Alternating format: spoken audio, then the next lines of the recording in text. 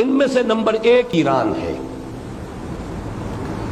اگر ہم چلتے ہیں عرب سے مشرق کی طرف تو ایران ایک اعتبار سے یہ بازی لے گیا ہے پورے عالم اسلام پر۔ ان کے مذہبی عقائد، ان کی فقہ سے ہمیں جو اختلاف ہے وہ ہے اپنی جگہ پر ہے، آپ کو معلوم ہے۔ میرے بارے میں کسی کو اشتباہ نہیں ہو سکتا اس اعتبار سے۔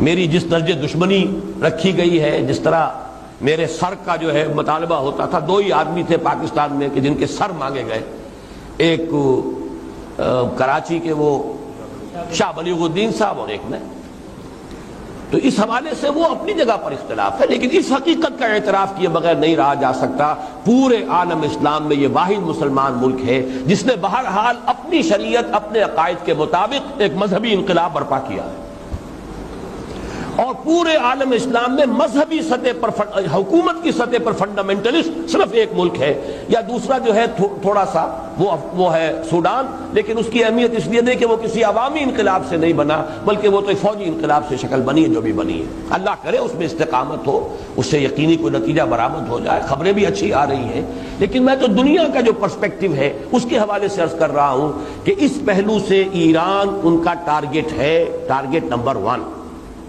ایک خاص اعتبار سے۔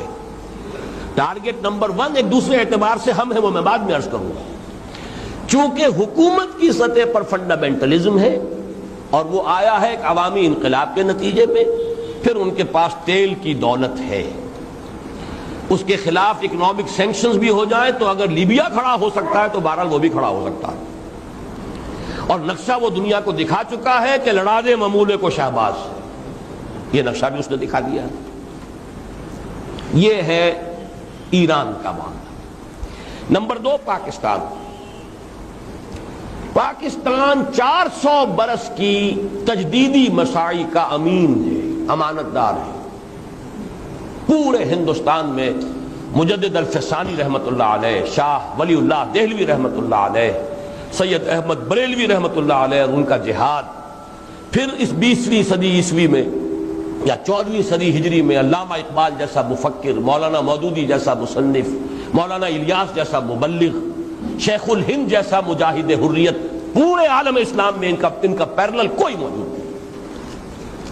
یہ 400 سال کی تاریخ ہے، اس کی امانت، اور اس کے نتیجے میں یہاں کے مڈل کلاس میں فنڈامنٹلزم کا ایک نیوکلیس ہے، اگرچہ حکومت کی سطح پر کوئی پیش رفت نہیں ہو سکی آج تک، بلکہ اب تو پسپائی ہو رہی ہے، اب پیچھے ہٹ رہے ہیں۔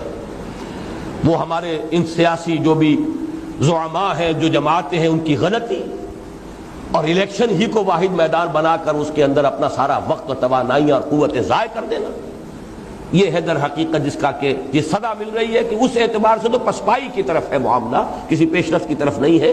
لیکن باہر والے تو دیکھتے ہیں نا کہ اندر کیا کچھ مواد موجود ہے۔